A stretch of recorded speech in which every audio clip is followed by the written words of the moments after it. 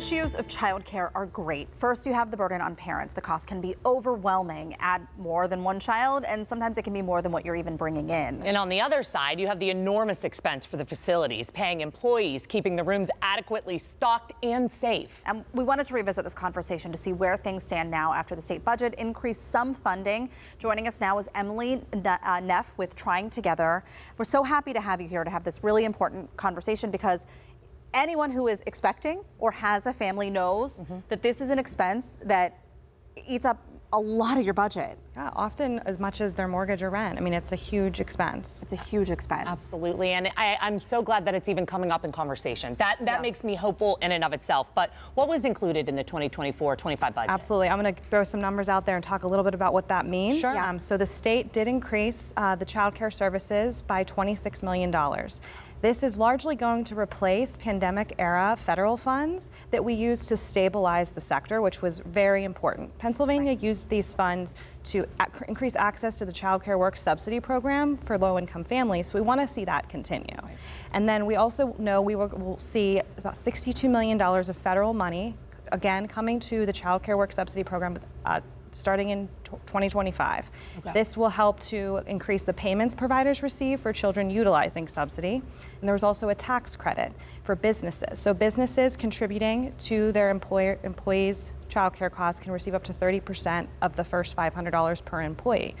All important, but really not getting to the root of the issue, unfortunately. And let's talk about the root of the issue, because I mean, honestly, we were just talking about this, and as we mentioned, I mean, you have multiple prongs to all of this that all lead back to the same thing. If people can't afford it, the centers close. If we lose the centers, we have nowhere to send our kids, then people are unemployed. It's just a huge issue. It's a huge issue. The cornerstone of quality childcare is the educator in that room. Right. And unfortunately, they're woefully underpaid for the work that they do. Right. We need to see direct public investment in those providers. We know that in Allegheny County, about 22 programs have closed since 2019. It's huge. Oh my God.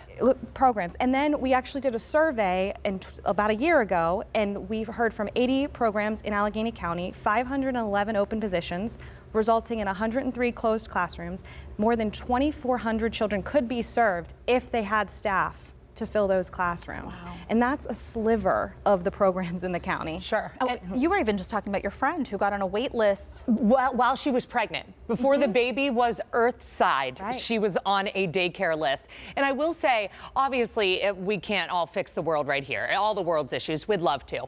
But is it simply the pay? Because I feel like when you go to these men and women who would work in these child care facilities, what is keeping them from being employed? Yeah. Because I know that there will be arguments in saying, oh, there's so many people out there who want to work, but then they won't. But there has to be a divide. Right. There's such a passion for those that want to work in the field. There certainly is. Unfortunately, when the going rate is they're making $15 an hour, that's under $30,000 annually. They're educators, right? So that's really hard when they could actually go down the street and get hired at a Target or a Sheetz for like $20, $22 an hour for a much lower skill job. Sure.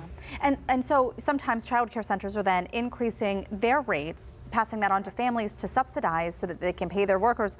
And we all know if you're sending your kids to a child care center, you want to make sure that they have the best people. Exactly. But how do we make sure that families can still afford that and we have good people there? Exactly. That's so important. And that's why Trying Together, along with our statewide campaign, Start Strong PA, the past budget, we advocated for a recruitment and retention initiative that would go directly, it would be payments directly to programs to make sure they could pay. So that might be paying them higher wages, it could be giving them health benefits, or just a recruitment or retention bonus, so then that cost doesn't come out onto the family, so they have to raise rates. Unfortunately, we didn't see that solution. We know this is a major supply side problem, and we need a supply side solution like a recruitment and retention initiative. Of course. If people are at home watching this and they don't have kids, or maybe their kids are out of the house, this really is a whole community problem. This isn't just if you have kids, right? Why is that? We should all care about this, right? It's a modern day workforce issue. We want people to be in the workforce if they have young kids, and this is the future of our workforce. This is the foundation. You know, getting a high quality start, we know shows life-lasting benefits, so it really impacts us all, and we should all care about this, whether or not we have kids. And I know that there's a lot of families out there really starting to feeling this issue and seeing that, again, they want their early childhood providers to be paid well. They're taking care of their most precious resource, their children, right? Right, yeah. The advocacy is so important. You're doing the Lord's work. Thank you so much for being Thanks for having me. Thank Truly. you. To find out more about Trying Together and their advocacy work, because there's so much of it going on, head to our website, kdka.com/talkpittsburgh.